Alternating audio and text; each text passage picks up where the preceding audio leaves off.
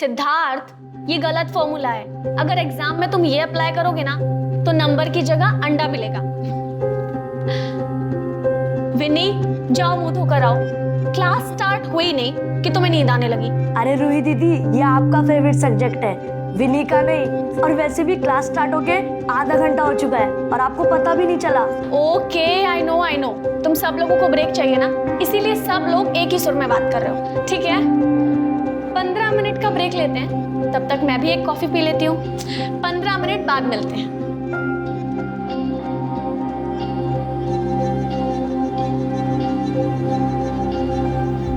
Dad, अरे बिटिया कुछ नहीं, वो दाल निकालने के लिए ऊपर उठे थे, कैबिनेट खुला हुआ था, उसी से बच गए। तुम चिंता मत करो, ठीक हो जाएगा। अरे अपने आप कैसे ठीक हो जाएगा? डैड कहाँ ना, चलिए चलिए, मैं कुछ लगाती हूँ उस पे। चलिए उठिए आराम से। डैड आप भी ना बैठे बिठाए अपना सर फोड़ लिया। संभाल के। सॉरी डैड, बस 2 मिनट।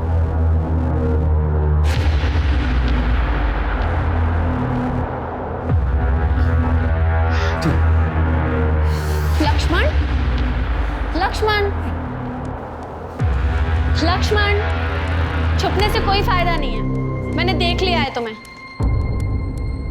आओ लक्ष्मण। क्लास क्यों नहीं आया आज तुम? वो मेहमान आने वाले हैं, तो मालकिन ने पूरा घर साफ करवाया, वहीं देर हो गई। कोई बात नहीं, लेकिन होमवर्क तो किया है ना? हाँ, पर जल्दी जल्दी में किया है, ठीक से किया है कि नहीं वो भी नहीं पता, इसीलिए छुप रहा था। अरे बुद्धू, लाओ मुझे 2 कॉपी, मैं देख के बता देती हूँ होमवर्क सही किया या नहीं किया। कल का होमवर्क भी तो देना है तुम्हें। रूही बिटिया, ये आपकी coffee. Thank you dad. Lakshman, जब तक बिटिया तुम्हारी कॉपी चेक कर रही है ना, तुम यहाँ बैठ के सब्जी काटने में हमारा हाथ बटाओगे। ठीक है श्याम भाई। लक्ष्मण, ये तुम्हारा इनाम, क्योंकि तुमने जल्दी जल्दी में भी बिल्कुल सही होमवर्क किया है। थैंक यू दीदी। हेलो डैड, मैं बाहर जा रही हूँ, थोड़ी देर में आ जाऊंगी। ठीक है। अरे सुनो, कहाँ जा रही हो बता के तो जाओ। तुम्हारे मम्मी पापा का फोन आ गया और पूछेंगे कहाँ गई है, तो मैं क्या बताऊंगा? प्लीज डैड, आपको लगता है वो पूछेंगे, और वो भी काम के बीच में से फोन करके पूछेंगे? बिजनेस में लॉस नहीं हो जाएगा उनका? आती हूँ।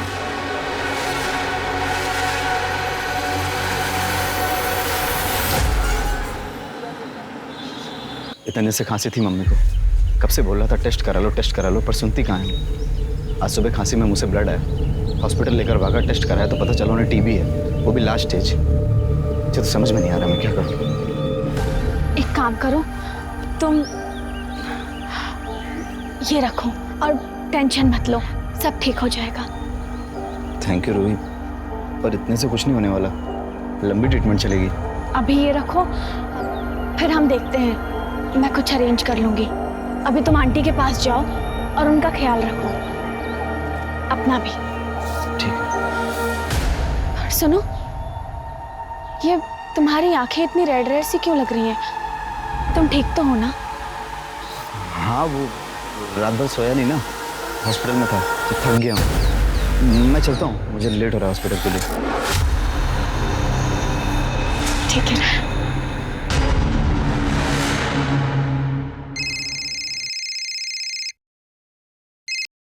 हाँ रूही बोल। हाय अलीशा, क्या कर रही है?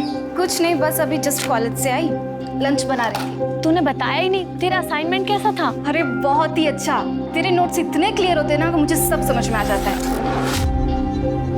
मुझे तो लगता है कि वो खड़ूस में से सचदेवा की जगह तुझे प्रोफेसर होना चाहिए। अलीशा, वो गुरु है हमारी, गुरु को गाली नहीं देते। अच्छा चल ठीक है, रखती हूँ, है ना? बाय। हाँ चल बाय।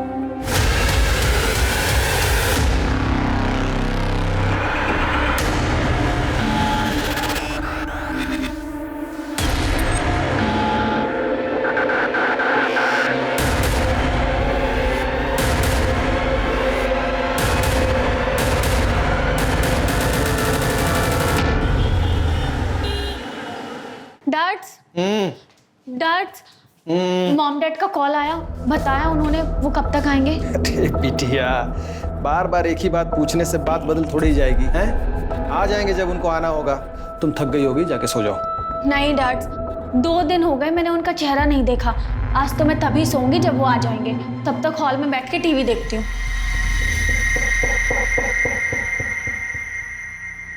प्रतीश प्लीज, गलती तुम्हारी थी।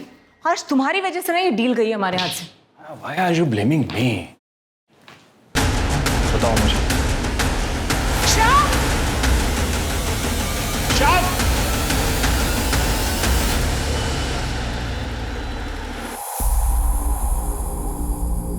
मम्मा, मुझे आपसे कुछ जरूरी बात करनी है। नॉट राइट नाउ रूही, मैं ऑलरेडी लेट हूँ। शाम को बात करते हैं। प्रतीश जल्दी करो, क्लाइंट वेट कर रहा होगा। मैडम, वो डिनर में क्या बनाना है? रूही बता देगी और हम लोग बाहर से खाना खाकर आएंगे। Ruhi, your pocket. पर डैड वो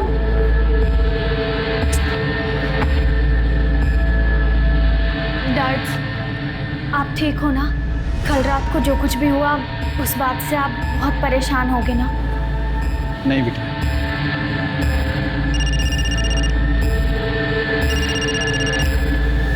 हेलो रूही, माँ की हालत बहुत खराब है। कुछ मेडिसिन और इंजेक्शन चाहिए। 10,000 के आएंगे। पता नहीं कहाँ से लाऊंगा मैं इतने पैसे। अब मैं हूं ना, मैं आ रही हूँ।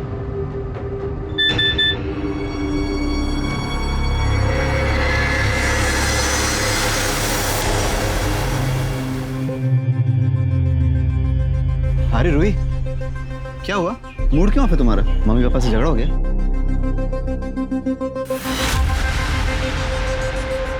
ये क्या है? रूही, तुम जैसा सोच रही हो वैसा कुछ भी नहीं है। ये तो बस दोस्तों के साथ में। यही है ना वो मेडिसिन और इंजेक्शन जिसके लिए तुम्हें मुझसे 10,000 चाहिए थे? मम्मी की बीमारी का झूठ बोल के मैं तुमसे पैसा लूंगा? वो बिल्कुल ठीक है।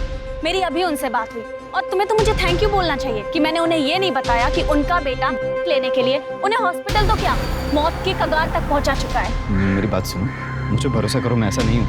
रूही, मुझे पैसों की बहुत जरूरत है, प्लीज। मनीष, मेरा हाथ छोड़ो। मुझे पैसों की बहुत जरूरत है। मनीष,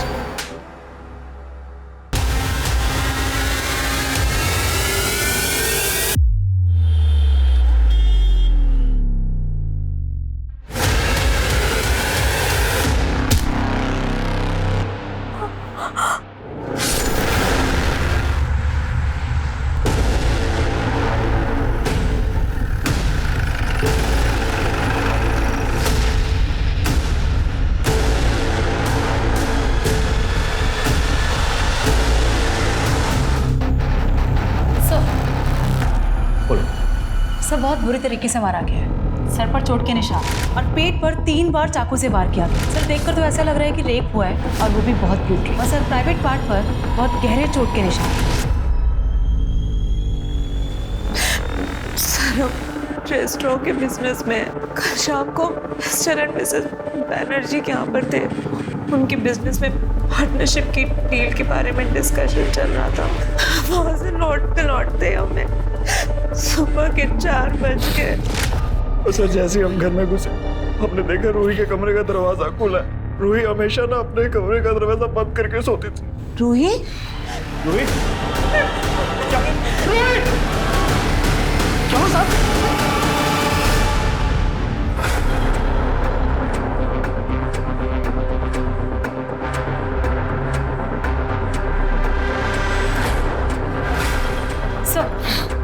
सर किचन में ये फोन पड़ा मिला। इसे पहचानते हैं? नहीं सर, हम में से किसी का नहीं। सर ये देखिए, ये कहाँ मिला? इस सर्वेंट के रूम में। ये मारा। और ये सर क्या मारा? मैंने रूही बिटिया को नहीं मारा है साहब। रूही बिटिया बिल्कुल मेरी अपनी बिटिया जैसी थी साहब। ये आपके किचन का चाकू है? और ये फोन किसका है? ये लक्ष्मण का है साहब। कौन लक्ष्मण? यही सामने के बंगले पे वो संधू साहब के यहाँ काम करता है और पास के झुग्गी झोपड़ी में रहता है साहब। रूही बिटिया से फ्री में पढ़ने के लिए आया करता था। दिन में काम करता है, इसलिए रात को पढ़ने के लिए आता था वो यार। कल रात को भी वो यही था, रूही बिटिया के कमरे में कंप्यूटर सीख रहा था साहब। और वो घर कब गया था? नहीं मालूम साहब, मैं 11 बजे सो गया था तब वो बिटिया के साथ कमरे में ही था। ये भी तो हो सकता है कि तेरे जाने के बाद उसी ने रूही के साथ जबरदस्ती की हो।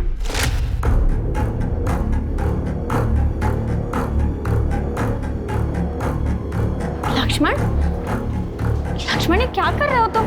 लक्ष्मण, मैंने कहा छोड़ो। अब आप कह रहे हैं तो साहब, लेकिन लक्ष्मण ऐसा लड़का नहीं है साहब। ऐसा लड़का नहीं है तो कैसा लड़का है? हाँ, और अगर उसने नहीं किया है तो तूने किया होगा, क्योंकि मिस्टर और मिसेस टंडन के आने तक तुम दोनों रूही के साथ थे। मेरी बिटिया की तरह थी साहब, मैंने उसे नहीं मारा। इसके फिंगरप्रिंट्स लो और चाकू से मैच करने के लिए फोरेंसिक भेजो। उस लक्ष्मण को उठाओ और इसको मर्डर के सस्पेशन में अंदर कर दो।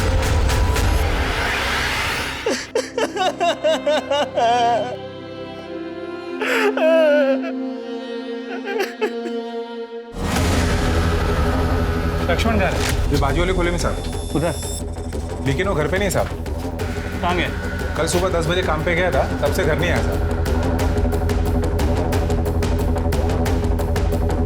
क्या काम करता है? हाँ मैडम, लक्ष्मण कल काम पे आया था, पर वो काम खत्म करके रात 9 बजे मिस्टर टंडन के यहाँ चला गया।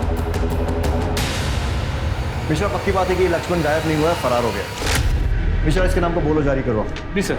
लेकिन सर आस पड़ोस से पता चला है कि ये लक्ष्मण बहुत ही कम बोलने वाला, सीधा साधा मेहनती लड़का था। मिश्रा, चुप रहना और मेहनती होना इनोसेंट होने की निशानी नहीं है।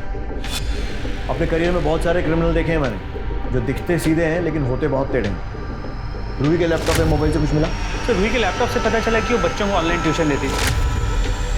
तो जितने पैसों की ट्रांजैक्शन उसके बैंक अकाउंट से होती, लगता नहीं कि वो सिर्फ ट्यूशन फीस थी। मतलब? सर रूही के पेरेंट्स उसे अच्छी खासी पॉकेट मनी देते थे, उनके बैंक में अच्छी खासी रकम भी शो हो रही है और फ़ोन में पैसे क्रेडिट होने के मैसेजेस भी मिले। सर एक दिन में 20-20 हज़ार रुपये निकाले गए और कैश में अच्छी खासी रकम भी निकाली गई। हर दूसरे दिन इतने पैसे क्यों निकाल रही है? पार्टी वार्टी करने के लिए? इसका चक्कर तो नहीं? सर रूही को नहीं, लेकिन मैसेजेस से पता चला कि उसके बॉयफ्रेंड मनीष की लत, पैसों की कमी है या माँ हॉस्पिटल में है, ऐसे झूठ बोल के रूही से पैसे लिया करता है। जब रूही को इस बारे में पता चला, उसने ब्रेक ऑफ कर लिया और उसे पैसे देने भी बंद कर दिए। लेकिन सर मनीष फिर भी रूही से पैसे ऐंठने की पूरी कोशिश करता था। और ये सारी इन्फॉर्मेशन होने के बावजूद मनीष अब तक पूछताछ के लिए हमारे लॉकअप में क्यों नहीं है? सर एक्चुअली जिस रात रूही का मर्डर हुआ, उसी रात मनीष के ओवरडोज के लिए हॉस्पिटल में एडमिट किया गया। उसके कॉल रिकॉर्ड से मोबाइल लोकेशन मंगा ली। मनीष से मिलते हैं और देखते हैं ये क्या बोलता है। शायद रिकॉर्ड की जरूरत ही ना पड़े। नहीं सर, मैंने रूही को नहीं मारा। मैं तो उसे प्यार करता था। हमें मांगने के लिए मैं उससे पैसे लेता था, लेकिन उसे मारने का कभी सोच भी नहीं सकता। तो एक्चुअली उस दिन मैं उसे बहुत मिस कर रहा था, इसीलिए मैंने ओवरडोज ले लिया।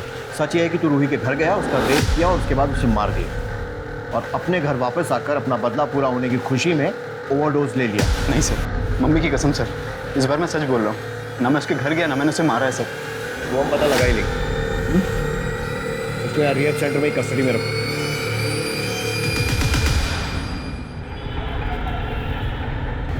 मतलब रूही शायद अनजाने में मनीष की ड्रग्स की आदत को सपोर्ट कर रही थी, या फिर शायद उसे भी ड्रग्स की लत थी। सर पूछताछ तो ऐसा कुछ समझ में नहीं आया। रूही के फ्रेंड्स, प्रोफेसर या रिलेटिव्स, उनका यही कहना है कि बहुत ही अच्छी लड़की थी। उसका इंटरेस्ट सिर्फ पढ़ाई और सोशल सर्विस में था। जी सर, और पोस्टमार्टम रिपोर्ट से भी यही कंफर्म हुआ है कि रूही नहीं लेती। और ये भी पता चला कि उसके साथ रेप नहीं हुआ था, जैसे हमें क्राइम सीन पे लगा, क्योंकि उसके प्राइवेट पार्ट्स को डिस्ट्रॉय किया गया। सर उसके बॉडी पे, कपड़ों पे, बेडशीट पे कहीं भी कोई सीमेंट ट्रेसेस या कोई लुब्रिकेंट के सैंपल्स नहीं मिले। सर उसकी मौत 10 फरवरी की रात 11 से 2 के बीच हुई और मौत की वजह चाकू से वार। सर, टंडन फैमिली के पड़ोसी संदीप जैन आपसे मिलना चाहते हैं। सर मैं टंडन फैमिली के पास वाले घर में रहता हूँ। लास्ट वीक जब मैं देर रात तक कुछ काम कर रहा था तो टंडन के यहाँ से मुझे अचानक चीखने चिल्लाने की आवाज़ सुनाई दी। तो मैंने सुना कि मिस्टर और मिसेस टंडन अपने सर्वेंट शाम के ऊपर चिल्ला रहे थे कि वो रूही के साथ कुछ गंदी हरकतें करने की कोशिश कर रहा था जब वो सो रही थी। जैन साहब आप? अरे क्या हुआ टंडन साहब, आपके घर से इतना शोर आ रहा है? सब ठीक है ना? जी वो संदीप जी, जी बिल्कुल ठीक है। आई एम सो सॉरी आपको इतनी रात को डिस्टर्ब हुआ। आप जाइए, आराम से सो जाइए, अभी कोई आवाज़ नहीं आएगी आपको।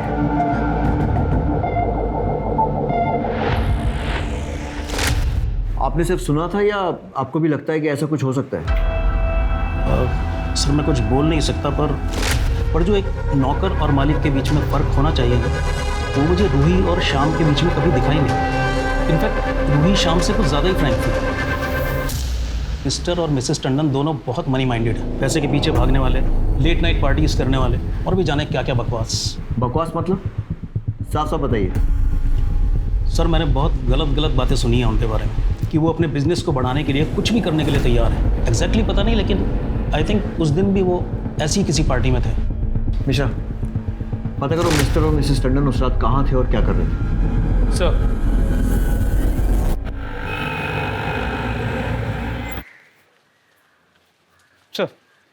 सर जिस रात रूही का मर्डर हुआ उस रात mister and Mrs Tandon Pramila और प्रकाश बैनर्जी के घर पे और वहाँ वाइफ स्वैपिंग जैसे कुछ होने वाला।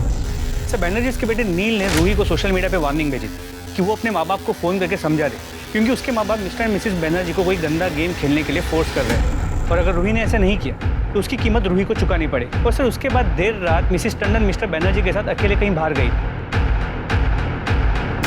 मैंने बताया ना आपको इंस्पेक्टर की बिजनेस मीटिंग थी। मीटिंग घर पे, और वो भी इतना लेट नाइट तक। हमने बताया आपको कि हमारा रेस्टोरेंट का बिजनेस है और मिस्टर एंड मिसेस बैनर्जी हमसे सिर्फ उसी सिलसिले में मिले थे। उनका बिजनेस लॉस में जा रहा था और वो चाहते थे कि वो हमारे साथ पार्टनरशिप में डील करें, जिसके लिए मिस्टर टंडन को मिसेस बैनर्जी के साथ घर में रुकना पड़ा अकेले, और आपको मिस्टर बैनर्जी के साथ अकेले बाहर जाना पड़ा। Mind your language inspector. उनके घर में वाइन खत्म हो गई थी, इसलिए मैं मिस्टर बैनर्जी के साथ वाइन लेने गई थी। और आप ये फालतू के सवाल क्यों पूछ रहे हैं? क्या आपने ये पता लगाया कि शाम के रूम में वो चाकू कहाँ से आया? ये पता लगाया कि मेरी बेटी का मर्डर किसने किया? वो सब भी पता चल जाएगा। हमें अपना काम सिखाने की कोशिश मत कीजिए। पता चल जाएगा मतलब? मैं आपको बोल रही हूँ ना, शाम नहीं मारा है रूही को। मैंने कुछ दिन पहले भी नोटिस किया था। शाम मेरी बेटी को मॉलेस्ट करने की कोशिश कर रहा था और हमने रंगे हाथों पकड़ा था उसको। क्या कर रहे थे तुम? हाँ, तुम्हारी हिम्मत कैसे हुई रूही के पास जाने की? नहीं मालकिन, आप गलत समझ रही हैं। बिटिया टीवी देखते हुए हॉल में सो गई थी तो हम उनको लाके यहाँ सुना रहे थे।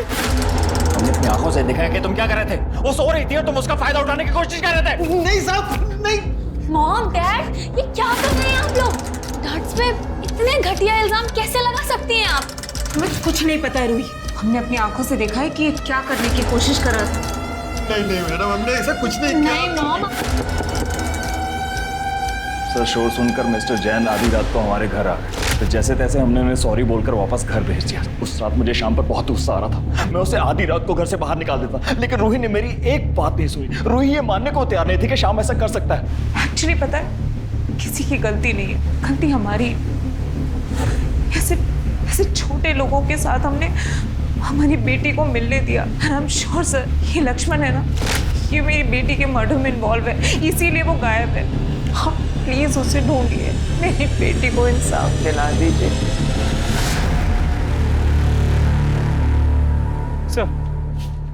सर शाम पे सभी ट्रिक्स अपना लिए, लेकिन वो अपने बयान से हिल नहीं रहा कि उसने रूही का मर्डर नहीं किया, अपनी बेटी की तरह मानता था। ये उसे अपनी बेटी बता रहा है और बेटी के असली माँ बाप नौकर और बेटी के अफेयर की बात कर रहे हैं। मुझे कहीं ऐसा तो नहीं है कि ये वाइफ स्वैपिंग वाली बात छुपाने के लिए ये लोग ये सब बोल रहे हैं? सर पॉसिबल तो है। जिस रात रूही का मर्डर हुआ उस रात टंडन की मोबाइल की लोकेशन बैनर्जी के घर की थी और देर रात मिसेस टंडन और मिस्टर बैनर्जी की मोबाइल की लोकेशन मूव होते हुए वाइन शॉप वाले एरिया पे जाती है और उस वक्त वाइन शॉप बंद होता है। तो पॉसिबल है कि वो लोग वाइन शॉप नहीं, उसके बाजू में जो लॉज है वहाँ गए। लेकिन सर फिर भी इस सब का रूही के मर्डर के साथ क्या कनेक्शन? शायद हो भी सकता है नील ने रूही को वार्निंग दी थी कि अपने माँ बाप को रोक ले वरना कोई कीमत चुकानी पड़ेगी। शायद यही वो कीमत है। सर नील की मोबाइल लोकेशंस आ गई। उसके मुताबिक मर्डर वाली रात 11 बजे नील रूही के घर के पास ही था। तूने रूही को वार्निंग दी थी ना कि अपने माँ बाप को रोक ले, नहीं तो उन्हें कीमत चुकानी पड़ेगी। उसने ऐसा नहीं किया और तूने उसका मर्डर कर दिया। नहीं सर, आप क्या बात कर रहे हो? मैंने उसको मैसेज जरूर किया था पर उसका मर्डर नहीं किया। मोबाइल लोकेशन में साफ दिख रहा है कि तू उसके घर गया था। अब अगर मारने नहीं गया था तो फिर और क्यों गया था? सर मैं वहाँ पे उसे सिर्फ बात करने गया था और मैं जैसे उसके घर पे पहुंचा मुझे मॉम का फोन है और मुझे मॉम ने बोला कि बेटा तू जैसा समझ रहा है वैसा कुछ भी नहीं है। मैं वहाँ से चुपचाप अपने घर आ गया था सर। जैसा ये सोच रहा है वैसा नहीं था। तो फिर कैसा था? सर हमारा रेस्टोरेंट का बिजनेस लॉस में चल रहा था और जब बिजनेस बढ़ाने के लिए मिस्टर एंड मिसेस टंडन ने हमें पार्टनरशिप का प्रपोजल दिया, हम लोगों ने इंटरेस्ट लिया, लेकिन बाद में वो हमारा माइंड वॉश करने लग गए वाइफ स्वैपिंग के लिए। और फिर सर उसके बाद तो लिटरली उन्होंने हमें मनाना शुरू कर दिया वाइफ्स की अदला बदली के लिए। और एक दिन तो हद होगी जब मिसेस टंडन मुझे वाइन के बहाने बाहर ले गई। और सर यहाँ प्रतीश मेरे साथ गलत हरकत करने की कोशिश कर रहा था। प्रमिला जी, मैं आपको कुछ दिखाना चाहता था। बिल्कुल दिखाइए। क्या है कि हम अपना रेस्टोरेंट कैसे चलाएंगे?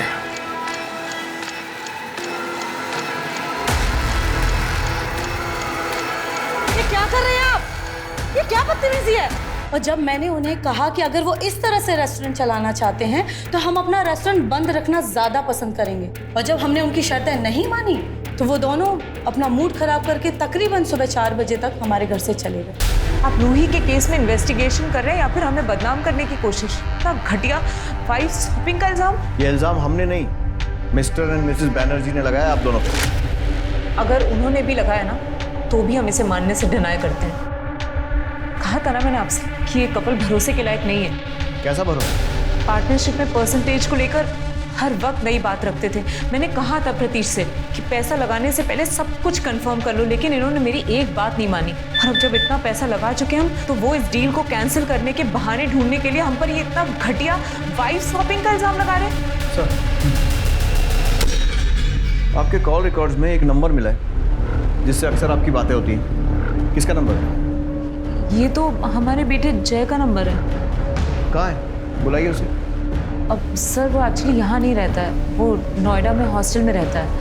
वो उसका कॉलेज एक्चुअली वहाँ से पास है, इसलिए। यानी वो घर आता ही नहीं? नहीं, इतना कुछ हो गया और दिखाई नहीं दिया? नहीं सर, वो उसके एग्जाम्स चल रहे हैं इसलिए। और अभी वो रूही के क्रिमेशन पर आया था, फिर चला गया। उसके हॉस्टल का एड्रेस दीजिए। तुम्हें नहीं लगता ऐसे टाइम में तुम्हें अपने माँ बाप के साथ होना चाहिए? सर, मैंने मॉम को बोला था, लेकिन उन्होंने कहा कि एग्जाम के टाइम तुम्हें डिस्टर्ब होगा वहां पे, इसलिए तुम वहीं रुक जाओ।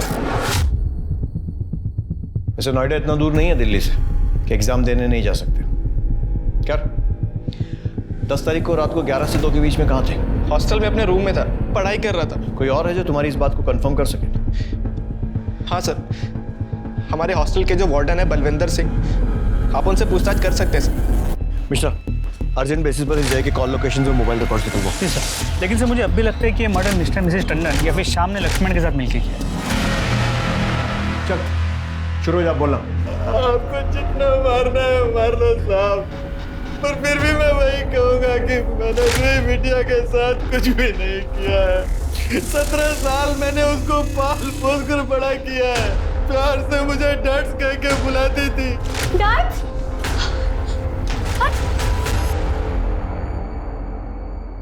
तो सर पे बहुत गहरी चोट का निशान है और पेट में कई बार चाकू से वार किया गया। पहचानते हैं इसे? हाँ सर, ये लक्ष्मण है, लेकिन हमें नहीं पता इसकी बॉडी यहाँ पर कैसे है। रेस्टोरेंट का या घर का कुछ एक्स्ट्रा सामान होता है, उसको रखने के लिए हार्डली यूज करते हैं। और शायद इस बार लक्ष्मण की बॉडी रखने के लिए यूज कर लिया।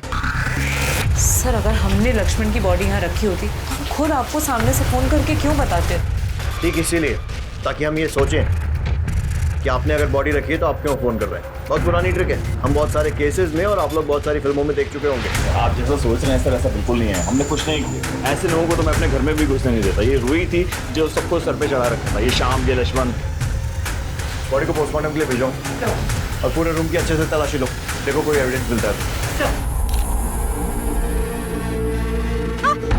मिस कर रही थी ना? सच बोल, कर रही थी ना? कर रही थी ना मिस? हट जा मेरे रास्ते से तुम दोनों। क्या करेगी घर पे जाके? अरे बोर होगी।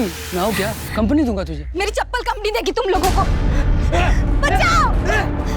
हेल्प! क्या कर रहा? बचाओ! हेल्प! देख लूंगा तुझे, छोड़ूंगा नहीं। चल। कैसे हो बहन? ठीक है ना? लक्ष्मण जो कि रूही के मर्डर का सस्पेक्ट था, उसकी बॉडी रूही के ही घर के एक स्टोर रूम से मिलती है। अब सवाल यह है कि उसको मारा किसने? शायद शाम ने, क्योंकि लक्ष्मण ने शाम को रूही का रेप और मर्डर करते हुए देख लिया। लेकिन सर, शाम को लक्ष्मण की बॉडी स्टोर रूम में रखने की क्या जरूरत थी? ताकि शक मिस्टर और मिसेस टंडन पर आ जाए। लेकिन एक और पॉसिबिलिटी, शायद मिस्टर एंड मिसेस टंडन ने ही लक्ष्मण को मारा। नील के मैसेजेस से रूही को पता चल गया था कि उसके माँ बाप पार्टी और बिजनेस के लिए क्या क्या करते हैं। हो सकता है कि उस रात जब वो घर पहुंचे हों, रूही ने उन्हें वो मैसेजेस दिखाए हों, कन्फ्रंट किया। बदनामी के डर से टंडन ने पहले रूही को मारा, लक्ष्मण को भी मारा। चाकू श्याम के रूम में छुपाया ताकि शक श्याम पर जा सके, और फिर 2 दिन बाद बॉडी मिलने का नाटक किया।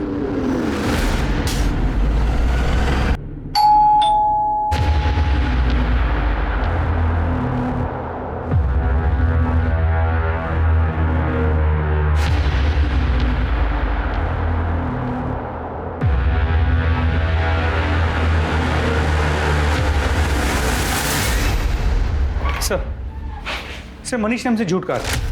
जिस रात रूही का मर्डर हुआ उस रात मनीष के मोबाइल की लोकेशन रात 11 से 11:30 के बीच रूही के घर के पास की थी।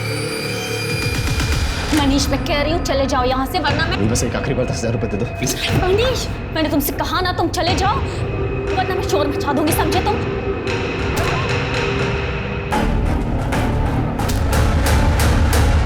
और उसके बाद तूने रूही के घर से स्टोर रूम की चाबी चुराई, लक्ष्मण की बॉडी छुपाई, चाबी वहीं रखकर अपने घर आ गया, है ना? नहीं सर, मैंने किसी को नहीं मारा। हाँ, मैं मानता हूँ कि पैसे लेने के लिए मैं रूही के घर गया था, लेकिन आप जैसा बोल रहे हैं ऐसा कुछ भी नहीं हुआ था। रूही प्लीज़ एक आखिरी बार मुझ पर भरोसा कर लो। मुझे रिहाब सेंटर जाने के लिए 10,000 रुपये चाहिए। रूही मैं ठीक होना चाहता हूँ और अब मैं तुमसे ठीक होने के बाद ही मिलूंगा। ठीक है, ये लो और निकलो यहाँ से। देखते हैं बेटा इस बार तेरी कहानी में कितनी सच्चाई है। सर मोबाइल लोकेशन से तो लग रहा है कि मनीष सच कह रहा है, क्योंकि लोकेशन के मुताबिक मनीष रूही के घर से ड्रग्स लेने गए, वहाँ से अपने घर, और सुबह 6 बजे अस्पताल और 10 बजे रिहैब सेंटर का लोकेशन दिख रहा है। मिश्रा, ये भी हो सकता है कि मनीष ने ही रूही को मारा तो हो तो सकता है। पर हाँ सर, ये लक्ष्मण की पोस्टमार्टम रिपोर्ट, उसे एड्स था। और सर लक्ष्मण की मौत भी 10 तारीख की रात को 12 से 2 के बीच हुई, सर पे चोट लगने की वजह से। मतलब रूही और लक्ष्मण को मारने वाला एक ही इंसान है, क्योंकि दोनों को मर्डर एकदम सिमिलर तरीके से हुआ। सर गुलमोहर बाग में एक और लड़की का मर्डर और रेप हुआ, उसके साथ भी रूही की तरह सेम तरीके से ब्रूटैलिटी से मर्डर किया गया।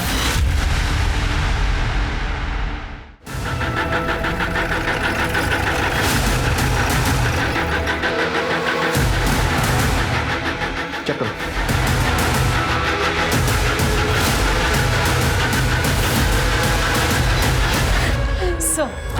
सर रूही मर्डर केस की तरह इस बॉडी की भी कंडीशन से सर, सर पर चोट का निशान है, सर प्राइवेट पार्ट पर भी चोट का निशान है। रेप हुआ है या नहीं ये पोस्टमार्टम रिपोर्ट के बाद ही कंफर्म है।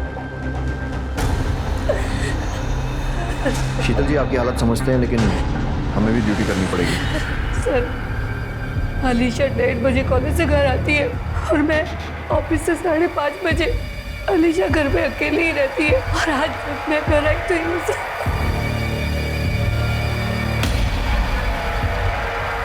सर सोफे के नीचे चाकू मिला, चाकू को फॉरेंसिक जांच के लिए भेजो और बॉडी को पोस्टमार्टम के लिए। आपको किसी पर शक है? सर वो लड़के, अलीशा ने मुझसे कहा था कि जब भी वो कॉलेज से आती थी तो वो लड़के उसका रास्ता रोकते थे। मिस कर रही थी ना, सच बोल, कर रही थी ना, कर रही थी ना मिस। हट जा मेरे रास्ते से तुम दोनों। आप पहचान सकती हैं उन लड़कों को? आपने पुलिस में कंप्लेंट क्यों नहीं की थी? मैंने उन लोगों को वार्निंग दी थी, पर मैंने पुलिस में कंप्लेंट नहीं की। मैंने सोचा वो छोटे बच्चे हैं, उनका फ्यूचर खराब हो जाएगा। मुझे क्या पता था कि ये सब हो जाएगा। इन सब लड़कों की डिटेल्स लो और उठा सालों को। सर हम लोग तो सिर्फ मजाक कर रहे थे उसके साथ, मैं सच कह रहा हूँ, हमने नहीं मारा अलीशा को। सर आपको कोई गलत फहमी हुई है, हमारे बच्चे ऐसे नहीं है सर। गलतफहमी मुझे नहीं, आपको हो रही है। आपके बच्चे इतने दिन से एक लड़की को छेड़ रहे थे, आपको पता भी नहीं है। उसी लड़की का मर्डर हुआ है और रेप भी हुआ था। अब 2+2 कुछ समझ में आ रहा है या अभी भी इनकी सफाई देनी है? और तू आखिरी मौका है सच बोलने का, बोल दे, क्योंकि अगर मैंने सच उगलवाना शुरू किया ना तो तेरा बाप क्या भगवान भी नहीं बचा पाएंगे तुझको। बोल। सर वो अलीशा मुझे बहुत अच्छी लगती थी और ये बात इसे पता थी, इसलिए ये उसे जानबूझकर चिढ़ाया करता था। लेकिन मैं सच कह रहा हूँ, मैंने कभी उसे कुछ नहीं कहा। ये बात सही है कि मुझे पता था दिन भर वो अकेली रहती है रूम में, इसलिए मैं जाता था और उसे चुपके देखता था सर। और कल उसने तुझे देख लिया, तुझे धमकी दी, तुझे गुस्सा आया, तूने उसका रेप किया और मर्डर कर दिया, है ना? नहीं सर, मैंने नहीं मारा अलीशा को, और कल तो मैं उसके घर की तरफ गया ही नहीं। इनको बाहर लेकर चलो, इनकी स्टोरी क्रॉस चेक करो। चलो चल बेटा। अरे आप जबरदस्ती हमारे इनकी सफाई देने के बजाय अगर टाइम पर इन्हें संस्कार दिए होते ना तो ये नौबत नहीं आती। सर हमने कॉलेज के स्टाफ और वहाँ के CCTV फुटेज से कंफर्म किया, अर्जुन और उसका दोस्त सच कह रहे हैं। शाम 5 बजे तक वो लोग कॉलेज में ही थे। अलीशा के घर के पास का CCTV फुटेज मिल गया। सर इसने जानबूझकर फेस पर कपड़ा और सर पर कैप पहनी हुई है। सर किसी भी तरीके से इसका चेहरा पहचानना इम्पॉसिबल है। 1 मिनट रिवाइंड कर, प्ले, पॉज, जूम करो, शूज पे। ये शूज मैंने पिछले 4-5 दिनों में कहीं देखे थे, कहीं पर रखे हुए देखे हैं या फिर किसी ने पहने हुए थे। मिश्रा, यादव, रूही और अलीशा के मर्डर के जितने भी सस्पेक्ट्स हैं उनके घरों की फिर से तलाशी लेनी होगी, लेकिन याद रहे कि उन्हें पता नहीं लगना चाहिए कि हम ढूंढ क्या रहे हैं।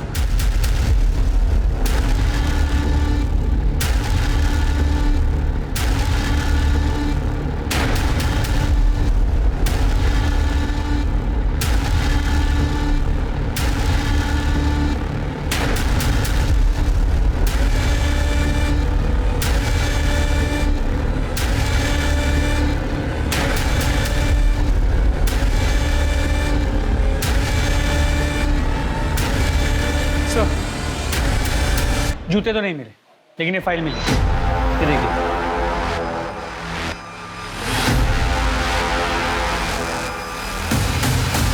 तेरे मोबाइल रिकॉर्ड से साफ है कि जब रूही का मर्डर हुआ था तेरी लोकेशन घर पे थी, और जब अलीशा का मर्डर हुआ तो तेरी लोकेशन उसके घर पे थी। बाकी सीसीटीवी फुटेज तुझे दिखाई दिया है। चल अब शुरू हो जा, पता क्यों किया ये सब? हाँ, मुझे प्राइवेट पार्ट में इन्फेक्शन था। डॉक्टर ने कहा था कैस्ट्रेशन कराना पड़ेगा और मेरा प्राइवेट पार्ट काटना पड़ा सर। इसीलिए पुनीता और मेरा कभी नहीं हो पाया सर। लेकिन ये बात मैंने पुनीता को कहीं बताई नहीं थी सर। मुझे हमेशा से लगता था कि वो मेरा मजाक ही उड़ाएगी, और फिर मुझे के बारे में पता चला सर। लक्ष्मण को देखा तो पता चला कि वो भी मेरी ही तरह है, और तब हमारा अफेयर शुरू हो गया था सर। स्टोर रूम की एक्स्ट्रा चाबी हमेशा मेरे पास रहती थी सर। तो सर हॉस्टल से निकलने के बाद मैं हमेशा लक्ष्मण के साथ स्टोर रूम में ही बैठता था सर। सर मुझे पता था कि वहाँ कभी कोई नॉर्मली आता नहीं है, और उस रात लक्ष्मण ने मुझे कॉल करके घर पे बुलाया सर। हम स्टोर रूम में ही मिले थे। ये देख मेरी मेडिकल रिपोर्ट, इसमें लिखा है मुझे एड्स है। तेरे सिवाय मैंने किसी के साथ भी नहीं किया है। तूने जानबूझ के बीमारी मुझे दी है, जानबूझ के। तुझे पता था तुझे एड्स है, तुझे पता था। मेरे साथ प्यार करने का नाटक किया तूने। अब मैं तुझे नहीं छोड़ूंगा। तेरे बारे में सबको बताऊंगा मैं, सबको, मम्मी को, पापा को, सबको, पुलिस तक को बता दूंगा। तू याद रखना। लक्ष्मण सुन यार, तू ऐसे सबको जाके बता देगा तो मेरी असलियत सबके सामने आ जाएगी यार, प्लीज। तेरी सच्चाई छुपाने के लिए मैं मर जाऊं क्या? तू जो है यार। मेरा दिमाग खराब हो गया था सर। पता नहीं रॉड से खून साफ करने के लिए मैं क्यों घर पे चला गया।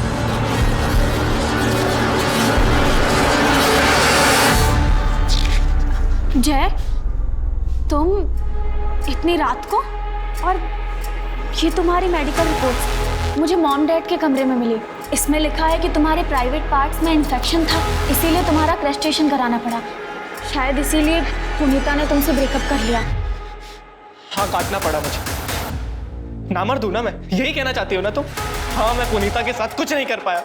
नहीं भैया, तो बस आपसे ये कहना चाह रही हूँ कि शायद पुनीता को अगर हम पहले बता देते इस बारे में तो शायद वो इस सिचुएशन को समझ पाती। मुझे ऐसा लगता है कि मुझे उसे बता देना चाहिए। रूही, कहा था ना फेक सिंपैथी नहीं चाहिए, मतलब नहीं चाहिए। तो फिर रूही को मार के मैं चाकू लेके स्टोर रूम में गया था। वहाँ लक्ष्मण को स्टैब करने के बाद मैं वो चाकू लेकर के शाम के रूम में रखाया था ताकि सारा का सारा शक शाम पर जाए। हॉस्टल के रास्ते में मैंने रॉड फेंक दी और अपने रूम में मेडिकल रिपोर्ट छुपा दी थी सर। और अलीशा, उसको क्यों मारा? आपकी इन्वेस्टिगेशंस को डाइवर्ट करने के लिए सर। सर मैंने न्यूज़ में सुना था कि रूही के केस में मॉम डैड को सस्पेक्ट किया जा रहा है। सर सिर्फ मॉम डैड है जो मुझे अच्छे से समझते हैं। सर मुझे लगा वो फंस जाएंगे, वो मैं उन्हें खोना नहीं चाहता था सर। मुझे पता था अलीशा दोपहर में अकेले घर पे रहती है, इसीलिए मैं जानबूझकर मुंह छुपा कर गया था ताकि कोई पहचान ना सके।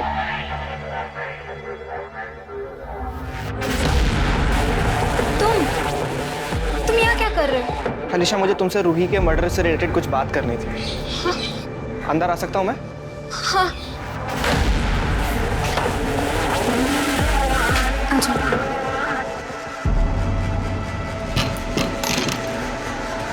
हाँ, क्या बोल रहे थे? अलीशा, मुझे पता है रूही का मर्डर किसने किया है। किसने किया है? मैंने। हाँ? सर मैंने जानबूझकर अलीशा को रूही की तरह मारा था ताकि इन्वेस्टिगेशन में ऐसा लगे कि किसी सीरियल किलर का काम। और इसके बाद भी अगर मेरे मॉम डैड को सस्पेक्ट रखा जाता तो तो मैं किसी तीसरी लड़की को भी मार देता सर, लेकिन मेरे पास कोई और ऑप्शन नहीं था सर। रूही से बात करने का ऑप्शन था तेरे पास। जो लड़की गरीब और मजबूर लोगों की बात समझ के उनकी हेल्प करती थी, वो अपने भाई की बात नहीं समझ सकती थी। पर तेरे सर पर तो सनक सवार थी। सिर्फ रूही नहीं, अलीशा, लक्ष्मण सबको मार दिया। इसलिए ताकि माँ बाप को खोना ना पड़े। और अब तेरे माँ बाप ने तुझे हमेशा के लिए खो दिया।